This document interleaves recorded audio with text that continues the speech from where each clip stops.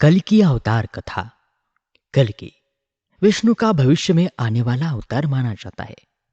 पुराण कथाओं के अनुसार कलयुग में पाप की सीमा पार होने पर विश्व में दुष्टों के संहार के लिए कल की अवतार प्रकट होगा। कल की अवतार कलयुग के अंत के लिए होगा। यह विष्णु जी के अवतारों में से एक है। जब कलयुग में लोग धर्म का अनुसरण करना बंद कर देंगे तब यह अवतार होगा। कल्कि की कथा कल्कि पुराण में आती है।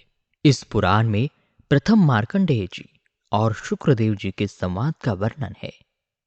कलयुग का प्रारंभ हो चुका है, जिसके कारण पृथ्वी देवताओं के साथ विष्णु के सम्मुख जाकर उनसे अवतार की बात कहती है। भगवान विष्णु के अंश रूप में ही संभल गांव के कल्कि भगवान का जन्म होता है। उसके आगे कल्कि भगवान के दैवीय गतिविधियों का सुंदर वर्णन मन को बहुत सुंदर अनुभव कराता है।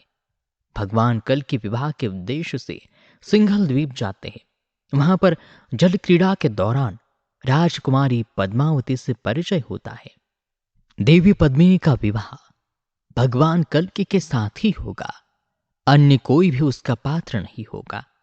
प्रयास करने पर वह स्त्री रूप में परिणत हो जाएगा। अंत में कल्कि और पद्मिनी का विवाह संपन्न हुआ और विवाह के पश्चात स्त्रीत्व को प्राप्त हुए राजगण पुनः पूर्ण रूप में लौट आए। कल्कि भगवान पद्मिनी को साथ लेकर संभल गांव में लौट आए। विश्वकर्मा द्वारा उसका अलौकिक तथा दिव्य नगरी के रूप में निर्माण हुआ।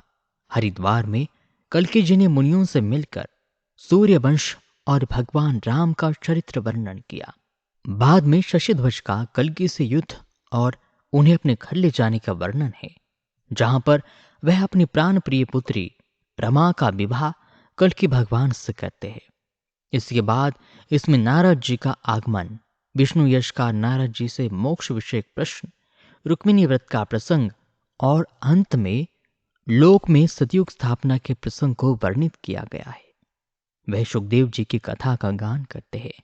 अंत में दैत्यों के गुरु शुक्राचार्य की पुत्री देवयानी और शर्मिष्ठा की कथा है।